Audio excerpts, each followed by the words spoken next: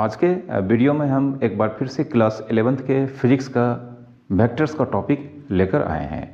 उम्मीद करता हूं कि आपने वेक्टर्स के सारे प्रीवियस लेक्चर्स को देखा होगा और आपको सारे फैक्ट्स एंड कॉन्सेप्ट्स बहुत ही अच्छे से समझ में आया होगा।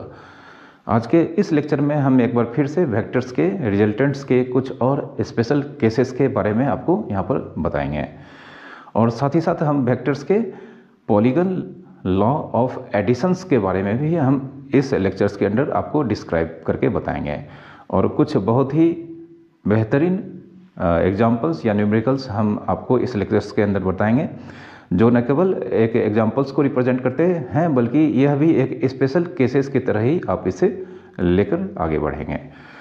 तो स्वागत है आपका हमारे इस चैनल पर और शुरू करते हैं आज का एक बहुत ही प्यारा सा लेक्चर।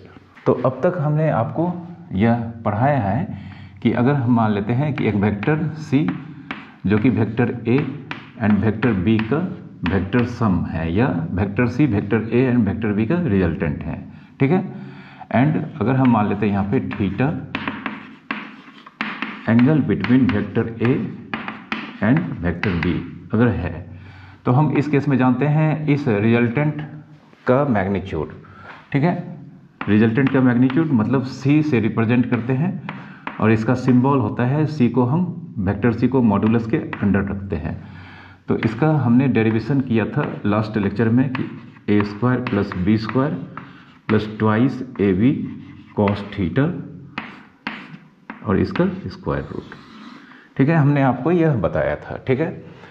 और साथ ही साथ अगर हम इसे डायग्राम के थ्रू यहाँ पर रिप्रेजेंट करें तो अगर हम मान लेते हैं यह वेक्टर A को रिप्रेजेंट करता है, यह वेक्टर B को रिप्रेजेंट करता है और यह ट्रायंगल लॉ से C जो कि vector A plus vector B का वेक्टर सम है और यह रिजल्टेंट अगर वेक्टर A के साथ अगर एंगल अल्फा बनाता है तो tan alpha B sine theta by A plus B cos theta, ठीक है। tan alpha equals to B sine theta by A plus B cos theta. हमने ये सब आपको पिछले लेक्चर्स में बताया था, ठीक है। अब अगर हम मान लेते हैं यहाँ पे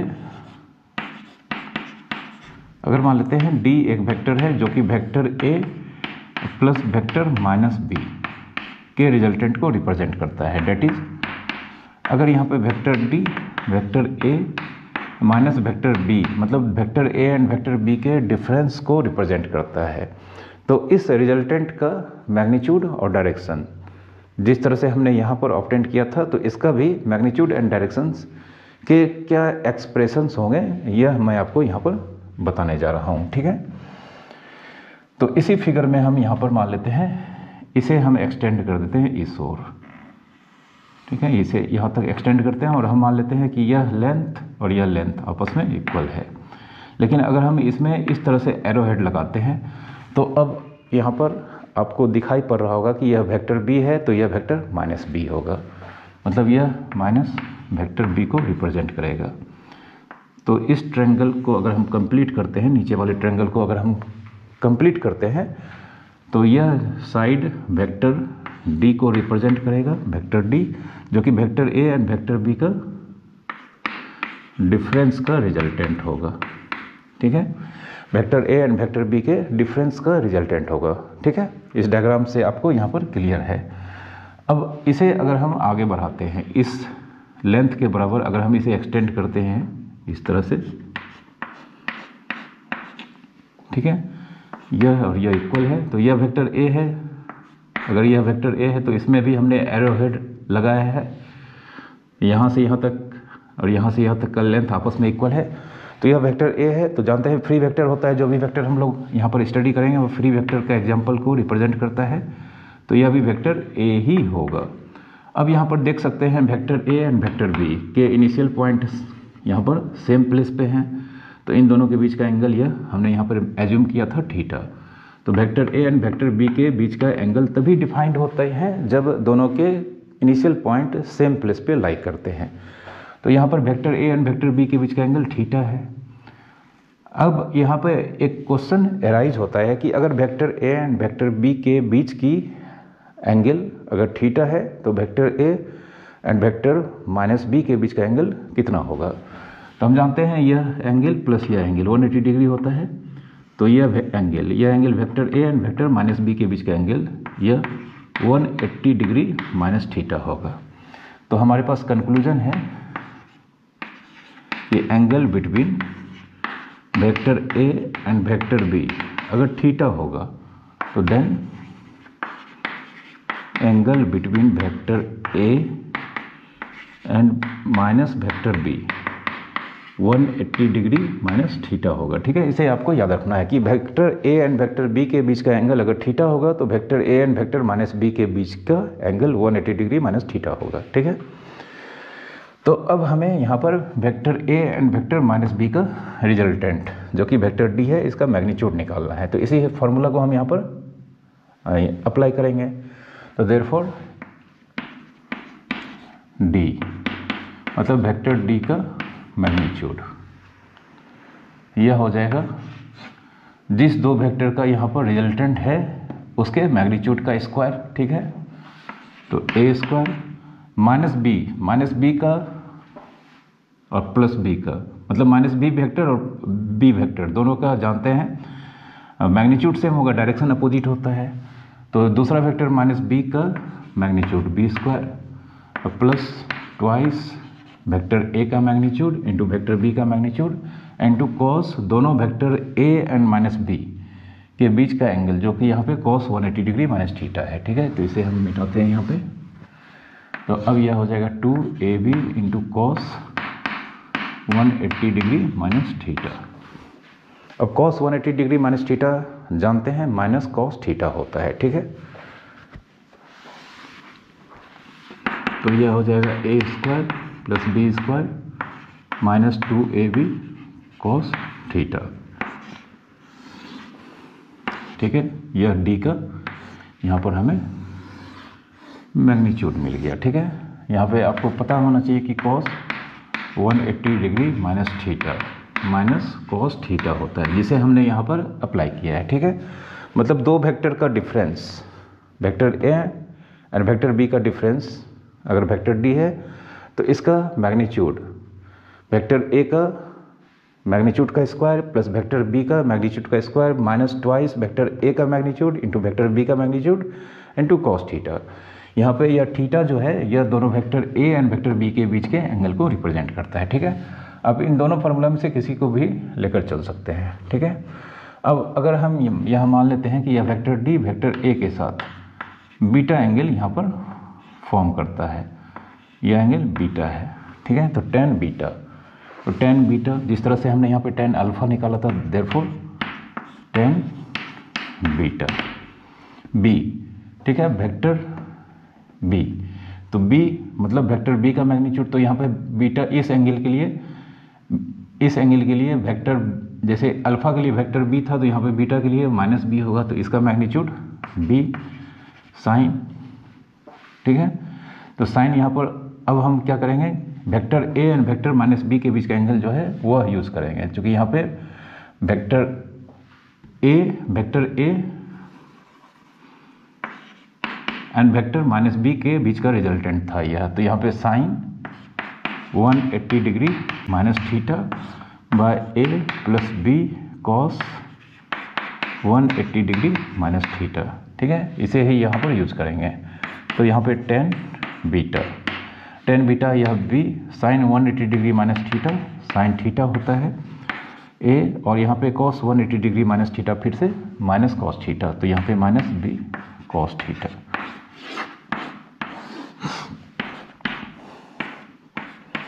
ठीक है, तो यहाँ पे दो वेक्टर के बीच का डिफरेंस का रिजल्टेंट इस एक्सप्रेशन से हम लोग फाइंड करेंगे और इसके डायरेक्शन को हम इस एक्सप्रेशन से फाइंड करेंगे। ठीक है, अब वेक्टर के polygon law of vector additions इसे हम थोड़ा सा यहाँ पर आपको समझाने जा रहे हैं। ठीक है,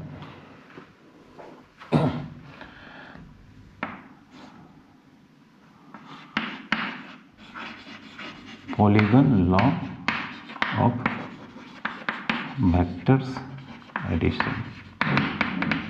ठीक है, वेक्टर्स एडिशंस का पॉलीगन लॉ, पॉलीगन जानते होंगे आप पॉलीगन किसे कहते हैं।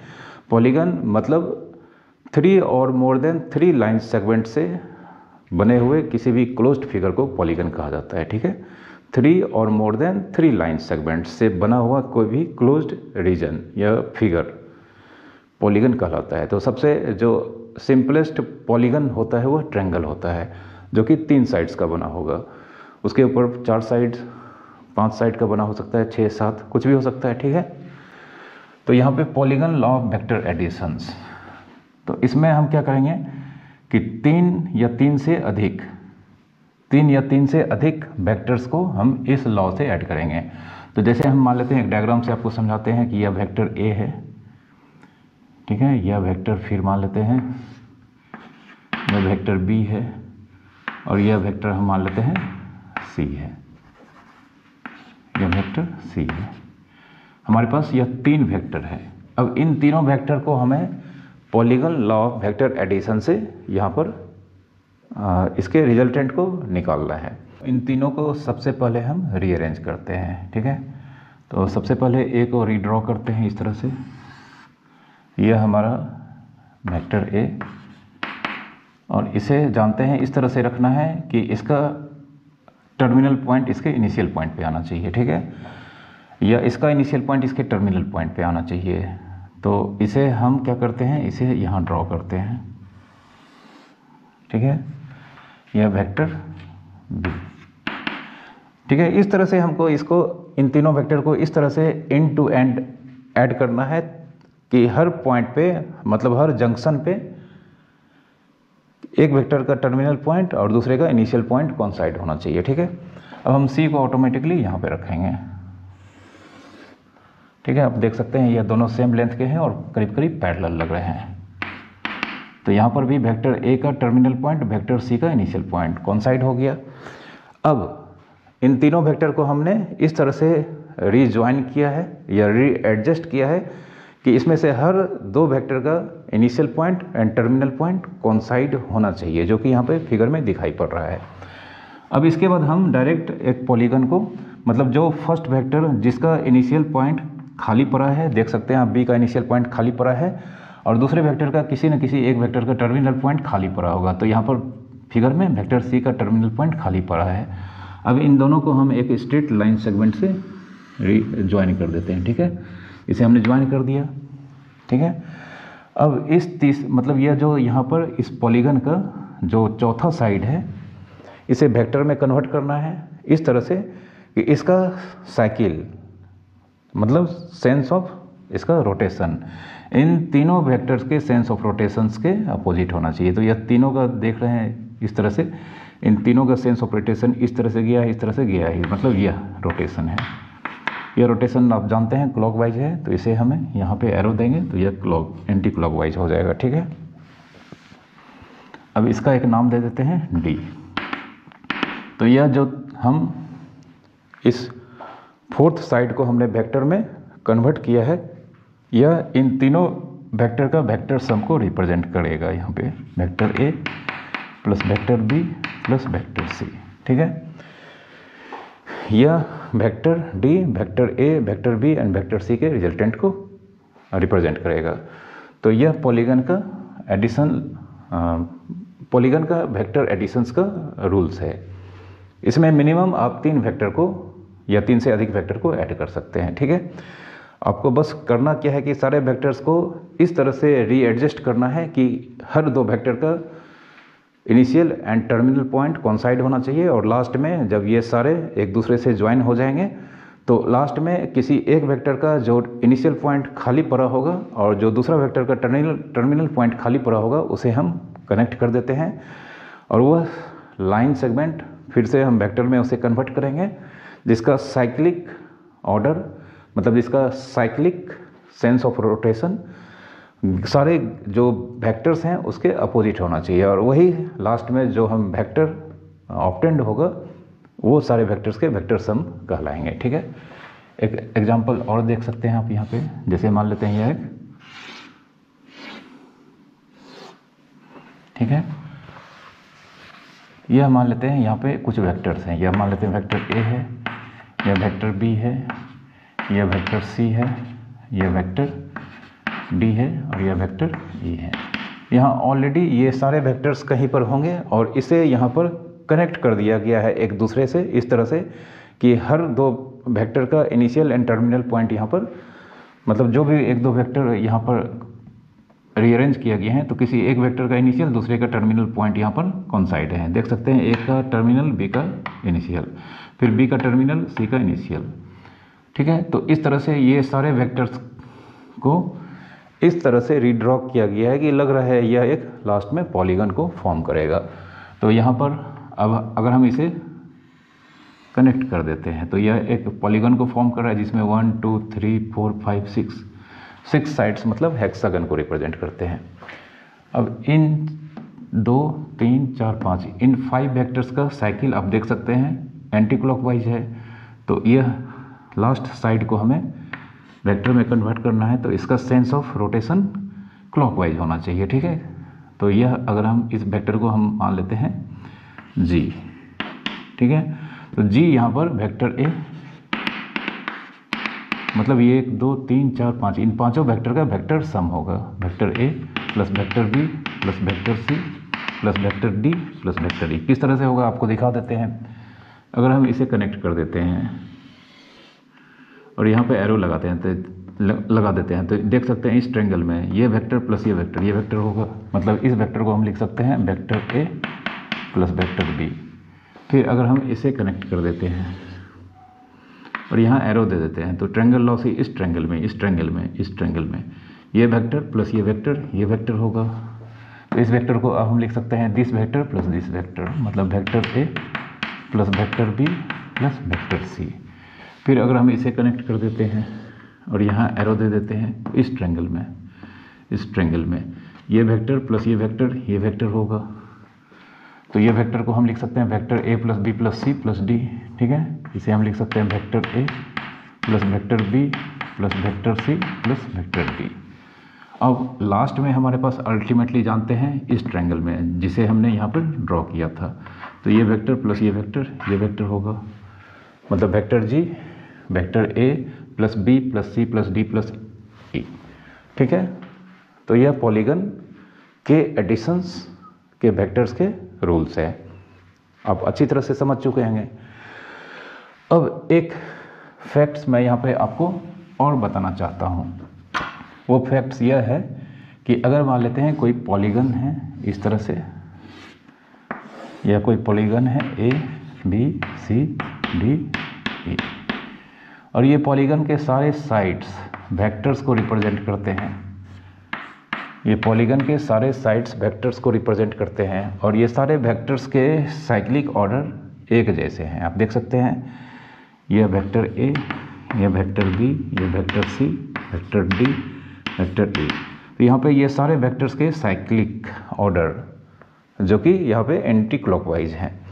ठीक है, कहने का मतलब अगर पॉलीगन्स के सारे साइड्स वेक्टर्स को रिप्रेजेंट करते हैं और ये सारे वेक्टर्स के साइकिल मतलब जो साइक्लिक ऑर्डर हैं अगर सेम होते हैं तो ये सारे वेक्टर्स का वेक्टर सम नल वेक्टर होगा। तो यहाँ पे vector A plus vector B plus vector C plus vector D plus vector E यह नल वेक्टर को रिप्रेजेंट करेगा। ठीक है, vector A plus vector B plus vector C plus vector D plus vector E यह null vector को represent करेगा। क्यों? क्योंकि अगर हम जानते हैं इसे अगर हम मिटा देते हैं थोड़ी देर के लिए, अगर हम मान लेते हैं इसे मिटा देते हैं तो जानते हैं vector A plus vector B plus vector C plus vector D vector A E होगा। ठीक है, वेक्टर ए ई होगा। तो फिलहाल हम यहाँ पर इसका नाम हमने इस वेक्टर का नाम वेक्टर ई, ए का नाम वेक्टर ई रखा था। तो इसे प्रूव कर देते हैं आपको।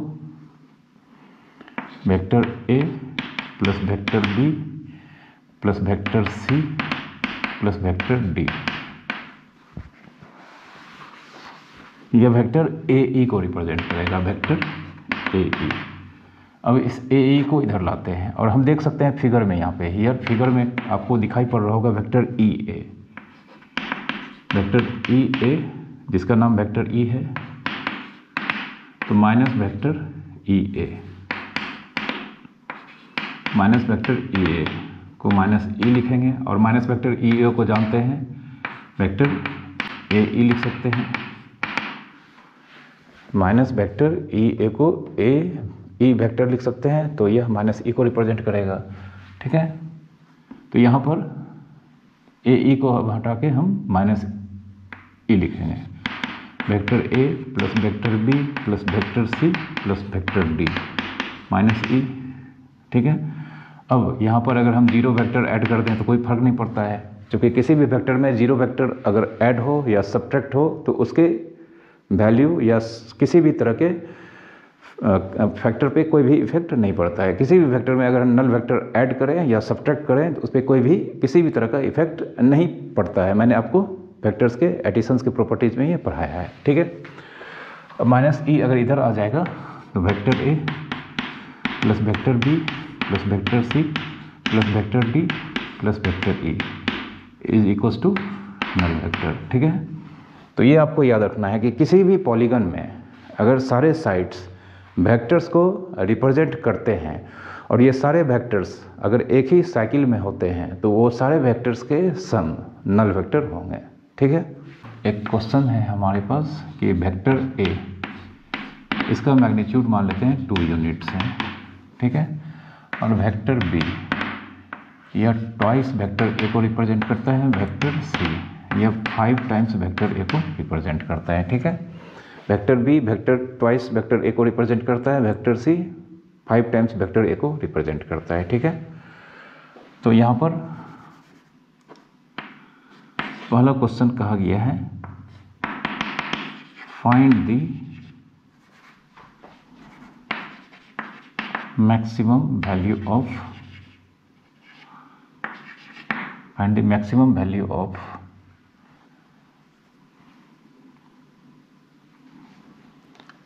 find the resultant of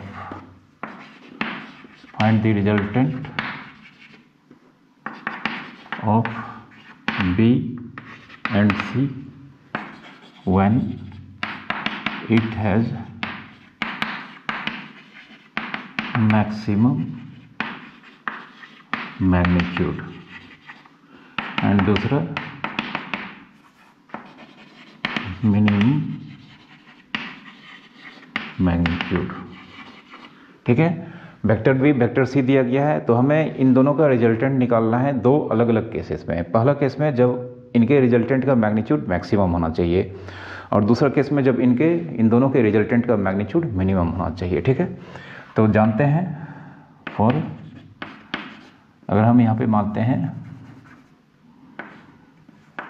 D equals to B plus C, then D का मैग्नीट्यूड मैक्सिमम होगा। तो इस केस में जानते हैं, मैंने आपको पिछले लेक्चर में पढ़ाया है कि दो वेक्टर का रिजल्टेंट का मैग्नीट्यूड मैक्सिमम होगा, तो उस केस में यह दोनों वेक्टर के मैग्नीट्यूड के रिजल्टेंट के सम के बराबर होगा। Vector B plus vector C के सम के बराबर होगा। तो वेक्टर बी का वैल्यू यहाँ पे ट्वाइस वेक्टर ए दिया गया है, इसका मैग्नीट्यूड, वेक्टर सी का मैग्नीट्यूड 5 टाइम्स वेक्टर ए का मैग्नीट्यूड। तो 2 का मॉड इंटू वेक्टर ए का मैग्नीट्यूड, यहाँ पर 5 का मॉडुलस इंटू वेक्टर ए का मैग्नीट्यूड। अब 2 का मॉड 2 होगा, वेक्टर ए का मैग्नीट्यूड यहाँ पर 2 दिया गया है, फिर 5 का मॉड 5 होगा इंटू वेक्टर ए का मैग्नीट्यूड 2 दिया गया है। तो इस तरह से 2 2 जा 4, 5 2 जा 10, 10 4 15 यूनिट्स। ठीक है, मतलब वेक्टर बी एंड सी के रिजल्टेंट का मैक्सिमम मैग्नीट्यूड 14 यूनिट्स होगा। ठीक है, अब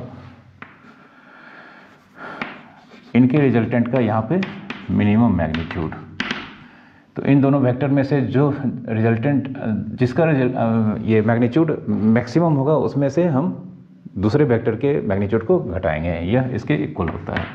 तो यहाँ पे स्पष्ट तौर पे दिख रहा है कि यहाँ पर वेक्टर सी का मैग्नीट्यूड वेक्टर बी के मैग्नीट्यूड से ज़्यादा होगा। तो यहाँ पे डी का minimum magnitude vector B vector C, या ऐसे भी लिख सकते हैं बी का मैग्नीट्यूड माइनस सी का मैग्नीट्यूड का मॉड।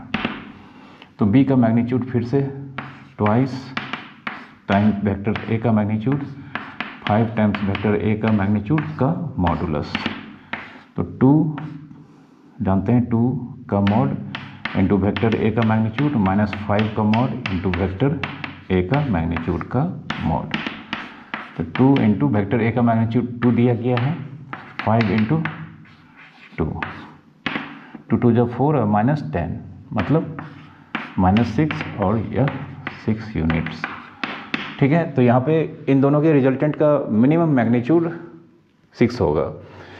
अब अगर हम फर्स्ट केस में इनके डायरेक्शंस को पूछें तो फर्स्ट केस में जानते हैं जो वेक्टर जिस केस में इसका रिजल्टेंट का मैग्नीट्यूड मैक्सिमम होता है उस केस में उसका डायरेक्शन दोनों गिवन वेक्टर्स के डायरेक्शन में ही होता है। मतलब इस केस में इस वेक्टर डी का डायरेक्शन बी के डायरेक्शन में होगा या सी के डायरेक्शन में होगा, क्योंकि यह दोनों देख सकते हैं सेम डायरेक्शन में है। यह ए का पॉजिटिव टाइम्स है, यह ए का पॉजिटिव टाइम्स है, तो इन दोनों का डायरेक्शन सेम होगा वेक्टर ए के डायरेक्शन में। और दूसरा केस में जो रिजल्टेंट है इसका डायरेक्शन इन दोनों वेक्टर्स में से उस वेक्टर के डायरेक्शन में होता है जिसका मैग्नीट्यूड ज़्यादा होता है। तो इस केस में यह जो वेक्टर डी होगा इसका डायरेक्शन सी के डायरेक्शन में होगा क्योंकि इसका मैग्नीट्यूड ज़्यादा है। ठीक है, एक हमारे सामने यहाँ पर फिर से क्वेश्चन है जिसमें कहा गया है कि 2 vectors with magnitude a and 2a, if the magnitude of first vector becomes double and second vector increased by 16 units, then direction of their resultant remains unaltered. Find the value of a. ठीक है, 2 vector यहाँ पर हैं, दोनों के magnitude दिए गए हैं a and 2a। तो लेट मान लेते हैं वेक्टर b है, इसका मैग्नीट्यूड a है और दूसरा वेक्टर c है, इसका मैग्नीट्यूड 2 है और r vector b and vector c के सम को रिप्रेजेंट करता है। ठीक है, तो देन tan अल्फा यहाँ पर हो जाएगा b sine theta bye c plus b cos theta.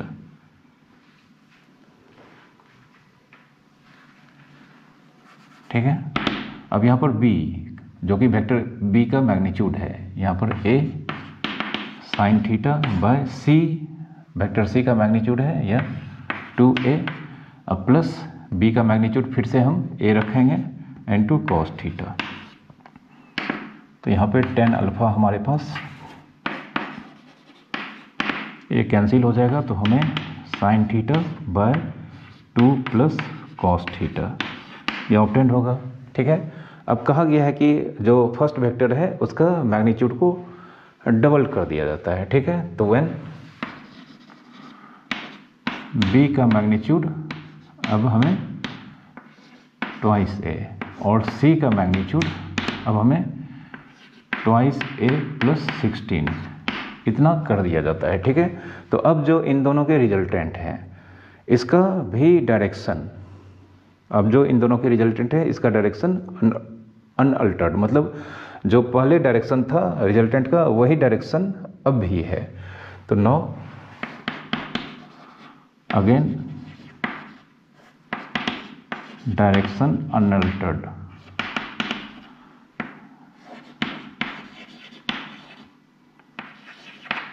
ठीक है, मतलब इस केस में भी रिजल्टेंट वेक्टर b के साथ अल्फा ही बनाएगा क्योंकि अल्फा डायरेक्शन होता है, अल्फा से एंगल अल्फा से ही रिजल्टेंट के डायरेक्शन को रिप्रेजेंट करते हैं। तो tan अल्फा अब हमारे पास फिर से b sine theta bye c plus b cos theta, लेकिन अब हम b यहाँ पर इस वैल्यू को लिखेंगे तो 2a into sine theta bye c की जगह पे 2a प्लस 16 लिखेंगे, 2a प्लस 16 अब प्लस फिर से b का मैग्नीट्यूड 2a कॉस थीटा, यह tan अल्फा के वैल्यू को रिप्रेजेंट करता है। ठीक है, अब यह भी tan अल्फा का वैल्यू है और यह भी tan अल्फा का वैल्यू है, तो यह दोनों आपस में इक्वल होंगे और इससे हमें a का वैल्यू यहाँ पर सिंप्लीफिकेशन के बाद यहाँ पर मिल जाएगा। तो इसे सिंप्लीफाई करते हैं हम फ्रॉम 1 and 2, फ्रॉम 1 and 2। इस tan अल्फा का वैल्यू यहाँ पर sign theta bye 2 plus cos theta है और इस tan अल्फा का value 2a sine theta, 2a sign theta bye 2a plus 16 plus 2a cos theta, 2a plus 16 plus 2a cos theta. तो सबसे पहले यह साइन थीटा कैंसिल हो जाएगा। ठीक है, और यहाँ पे लग रहा है 2 भी कैंसिल हो जाएगा, तो मल्टीप्लाई करते हैं, ये इधर आएगा 2a plus 16 plus 2a cos theta, या 2a into 2 plus cos theta से मल्टीप्लाई होगा, ठीक है। इसे 2a plus 16 plus 2a cos theta, 2a into 2 यह 4a होगा, और फिर 2a into cos theta, 2a cos theta, तो 2a कॉस थीटा कैंसिल हो जाएगा, ठीक है। अब इस 2a को हम उस तरफ ले जाते हैं, तो 16 equals to 4a minus 2a, तो 16 इक्वल्स टू 2a, तो देयरफॉर a का वैल्यू 8 होगा, तो a का वैल्यू यहाँ पर 8 आएगा, ठीक है।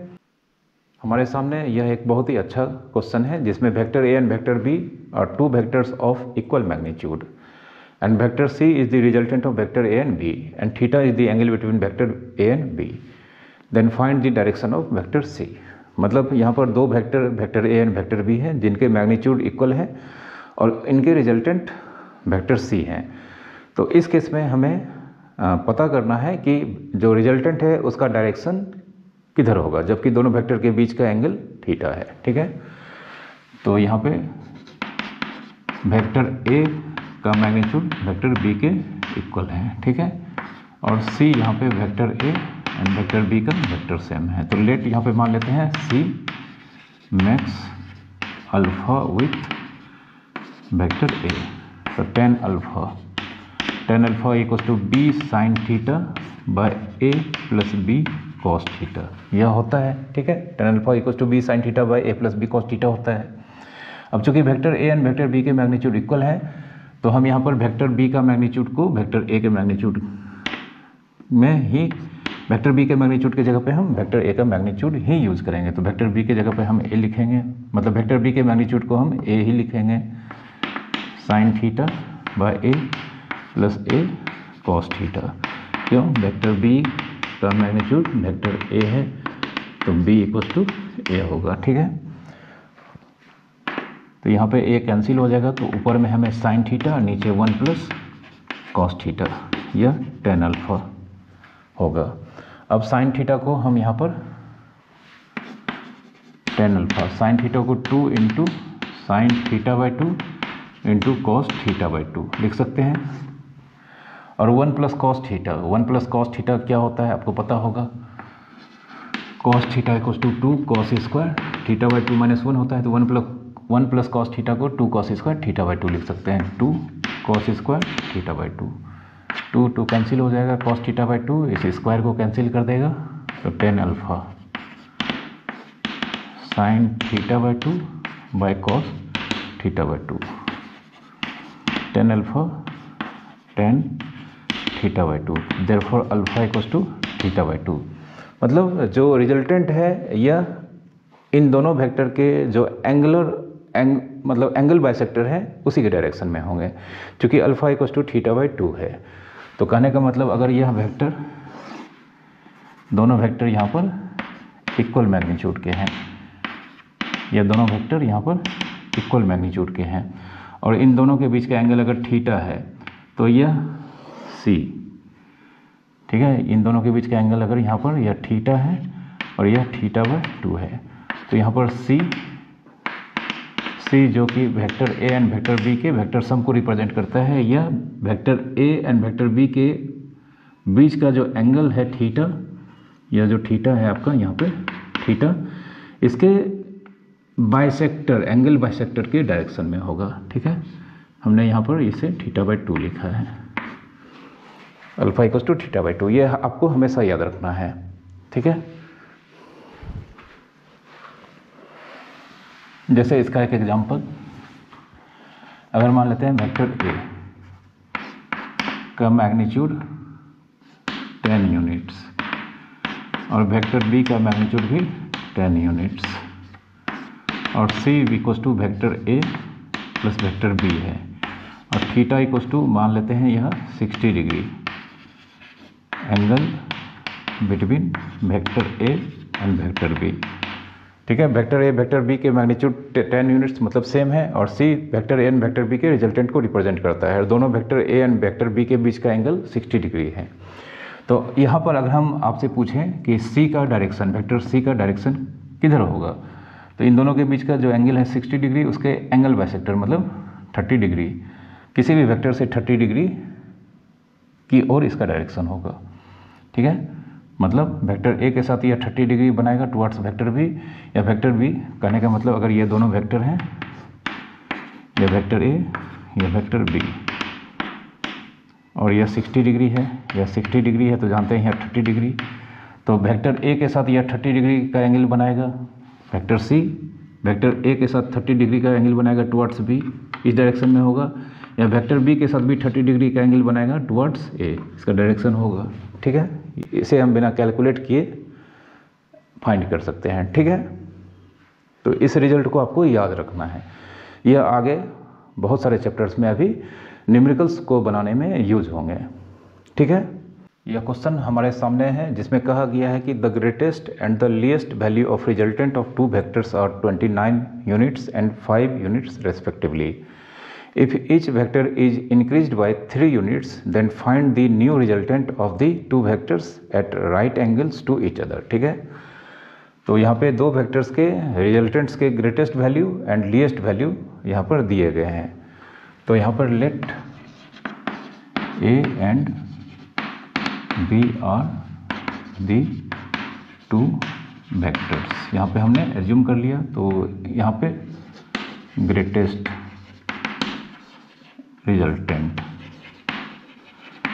रिजल्टेंट जानते हैं होता है दोनों के मैग्नीट्यूड के जस्ट दोनों के मैग्नीट्यूड के सम के बराबर, मतलब vector A and vector B का मैग्नीट्यूड का सम, मतलब ए प्लस बी, और यह दिया गया है क्वेश्चन में 29। ठीक है, and least magnitude, least resultant इसमें से यहाँ पे हम मान लेते हैं vector A minus vector B, मतलब एक वेक्टर जिसका मैग्नीट्यूड ग्रेटर होगा उसमें से दूसरे वेक्टर का मैग्नीट्यूड जिसका कम होगा उसमें से उसको सब्ट्रैक्ट कर देते हैं। ठीक है, इसके बराबर होता है, और यह दिया है 5। यहाँ पे हम मान लेते हैं let magnitude of A greater than magnitude of B. ठीक है, तो इसे 2 एज्यूम कर लेते हैं और 1 और 2 को ऐड करते हैं, जिससे हमें इन दोनों के मैग्नीट्यूड्स के वैल्यू मिल जाएंगे फ्रॉम 1 + 2। तो ए प्लस बी 29 है, ए माइनस बी 5 है, तो यहाँ पर 2a। ठीक है, 2a 34 आ गया, तो a इक्वल्स टू यहाँ पे 17 यूनिट्स होगा। तो a अगर 17 यूनिट्स होगा तो b इक्वल्स टू यहाँ पर 29 माइनस a, मतलब 29 माइनस 17, 12 यूनिट्स होगा। ठीक है, तो a और b का वैल्यू हमें मिल चुका है। फिर कहा जाता है कि अगर इन दोनों वेक्टर्स के मैग्नीट्यूड्स को इच वेक्टर्स का मैग्नीट्यूड 3 यूनिट इंक्रीज कर दिया जाए। ठीक है, तो 9 a का मैग्नीट्यूड a + 3, तो a हमने यहाँ पर निकाला है 17 + 3 मतलब 20, और b का मैग्नीट्यूड जो कि b + 3, तो b हमने निकाला है 12 + 3 15। ठीक है, तो अब इन दोनों वेक्टर का मैग्नीट्यूड जब यह हो जाएगा तो हमें इनका रिजल्टेंट निकालना है जब दोनों के बीच का एंगल 90 डिग्री होता है। तो 9 r मतलब रिजल्टेंट जो कि यहाँ पे अब जानते हैं अभी 9 थीटा इक्वल्स टू 90 डिग्री है, तो देयरफॉर वेक्टर ए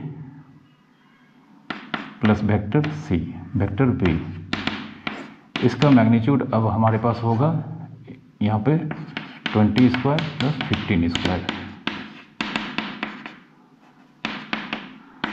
20 का 400 होता है और 15 का 225 होता है, तो 625 मतलब 25 यूनिट्स, इसका 25 यूनिट्स आंसर होगा। ठीक है, मतलब जो नया रिजल्टेंट होगा अब उसका मैग्नीट्यूड 25 यूनिट्स होगा। और इसके डायरेक्शन को हम निकालते हैं, एंड टेन